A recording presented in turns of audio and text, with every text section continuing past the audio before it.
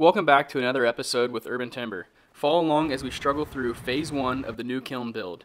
To set the mood, this is a beautiful 50-degree Sunday morning in December here in Ohio. So as you'll see, we're all a little less than enthusiastic to be stuck inside.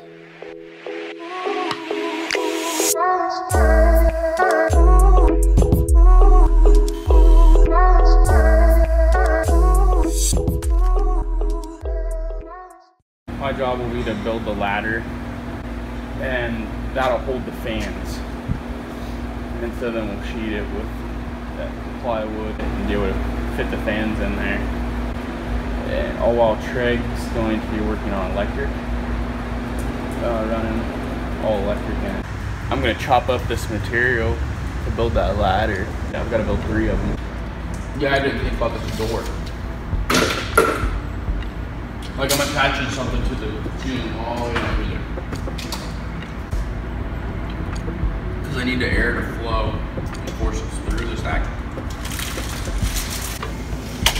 So it's tucked up against the ceiling all the way down through there and then it drops down. But it would have to cantilever, it would have to hang there.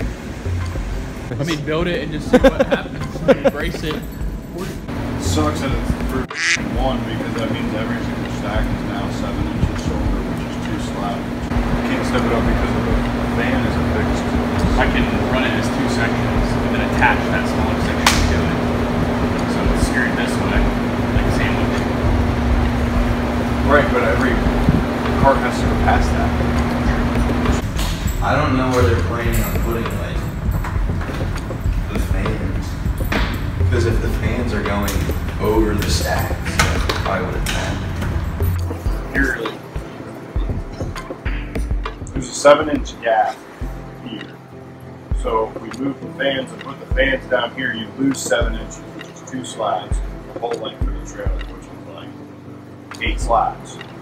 So the only way to not lose that is to put the board down after we're done loading and have it removable. You could make it rotatable. So like here's the right, here's the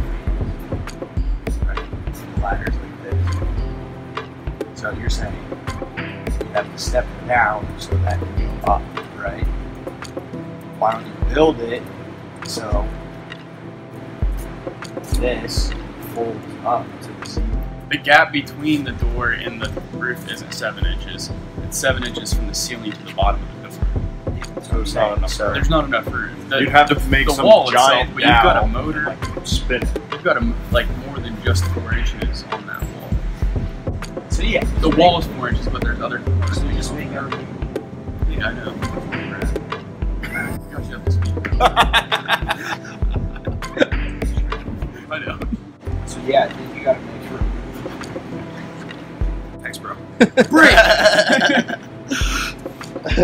Instead of pulling all that down, I'm just going to go where it 90s this way, cut it, put a junction box in it, put our 100-foot cord that we have over there, run that down the wall into like some flexible tubing, and then the flexible tubing. We're going from there to there, probably 30 feet, and I think they'll be skewed, like the tracks will be skewed just a hair this way, to ensure that we retain that, because this is, you know, only in one spot. Yeah. So we'll cheat it to make sure we have that front airflow. Now that we're all on the same page, we're going to take the rest of this beautiful day off and enjoy outdoors. We'll catch you next time on Urban Timber. That puddle!